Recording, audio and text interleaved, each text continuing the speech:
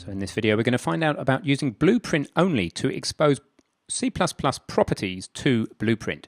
What we'll be able to do then is find a tank movement component pointer like this and then call a method directly from our axes. And this means that when we play the game, I'll be able to push the left stick forward and back, and I will be able to get through the tank movement component a value as to the vertical position of that stick. So let's go and see how that works. So we have our architecture. What we want to do now is wire it up. Ultimately, we're going to have the tank blueprint in the input section here. In fact, while I'm here, why don't I comment this as the input or movement input binding, like so. On the left-hand side of the tank blueprint, I'm just making it clear what we're doing. What I want to do is I want to add down here a binding from a new input, which is going to be the left stick moving back and forward, for intend move forward. And then that's going to call a method inside the tank movement component called intend move forward. In fact, all of this is going to work very much like the tank aiming component, including the way that the movement component is going to end up here on the tank. So over in our tank movement component, let's create ourselves a new method. I'm going to make this method a void method called intend move forward. Now, that is going to communicate the movement desire. The question is, what does it take in? Well, it should take a float because it's going to be between -1 and +1. And I'm going to call that float the throw, which is the control throw. It's how far forward or back the control is moved. Okay, it's going to be in the public section. Oops. In the public section because it's a very top level requirement of the tank movement component that you can tell it to intend to move forward.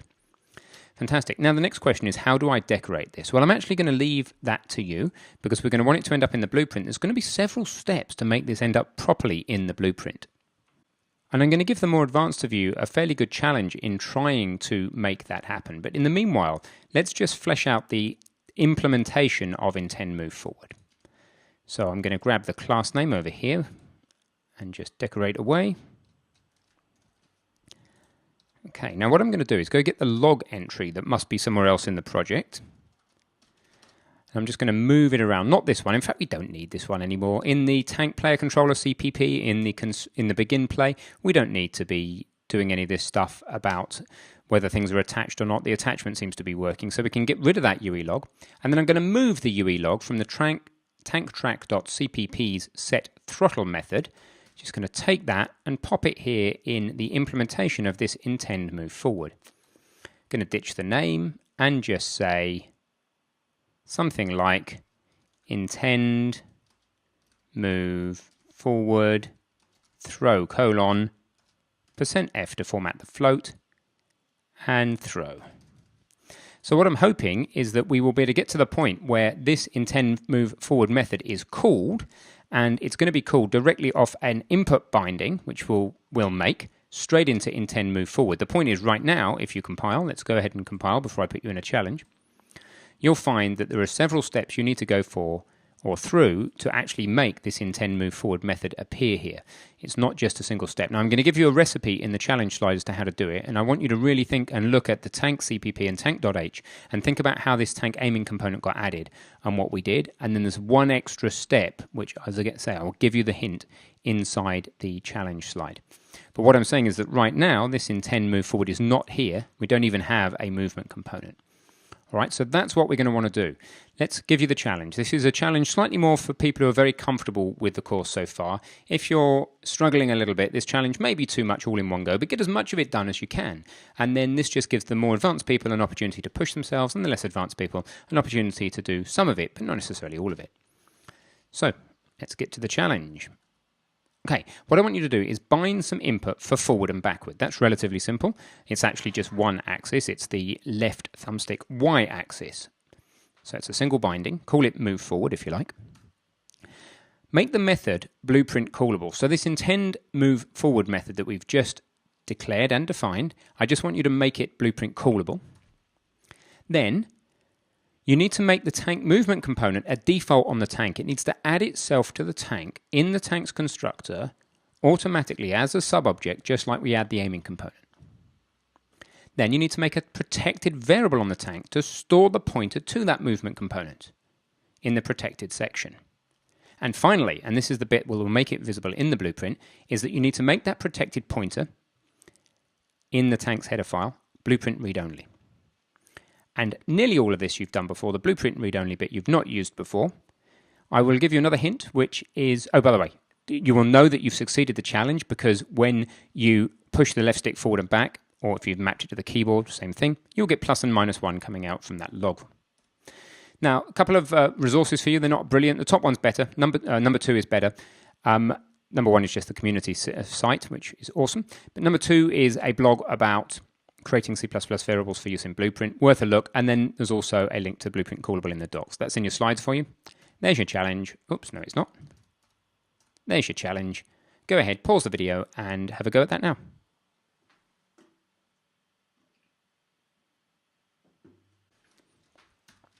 Okay, welcome back. Let's go through this one step at a time. So I said bind some input for forward and backward. So let's bind some input for forward and backward. That would be in the project settings. It will be under input. And we will have, in fact, I'm going to leave the project settings up on the screen as a tab. And then we're going to have an axis mapping. I'm going to call it move forward.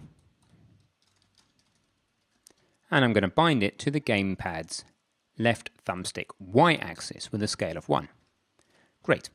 So in the tank blueprint, we should now have, if we search for forward, a move forward event. So that is that event fired with an output value of axis value when I move the stick forward. Very straightforward stuff so far.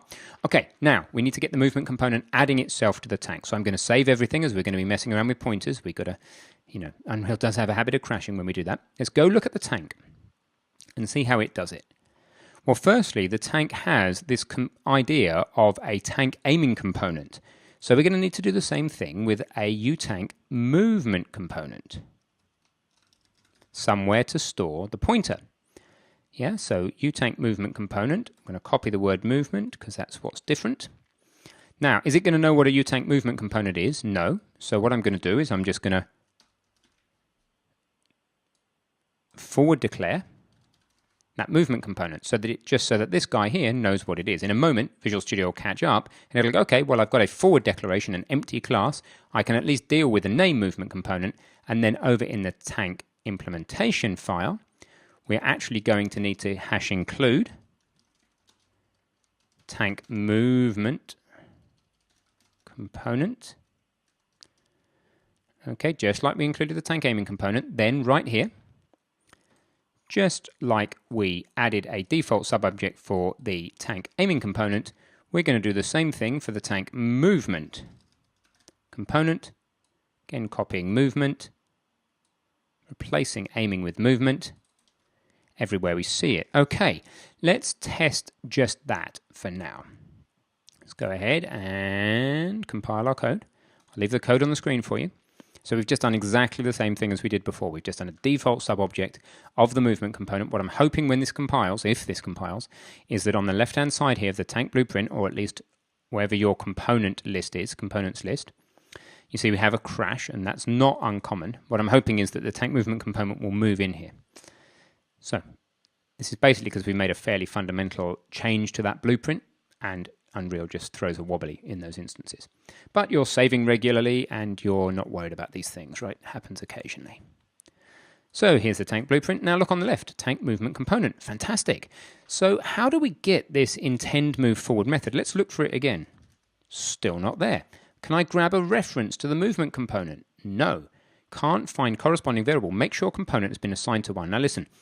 Don't go off to the blueprint and start trying to add variables. There is a variables section under the My Blueprint menu, which you can also get to from the windows here. Please don't go off and try and add variables. It's not how we want to do it. That's not going to work. Even if it does work, it's messy. What we want to do is we want on the tank.h, where we made ourselves a tank movement component, what we never did was say, well, okay, well, this is a U property.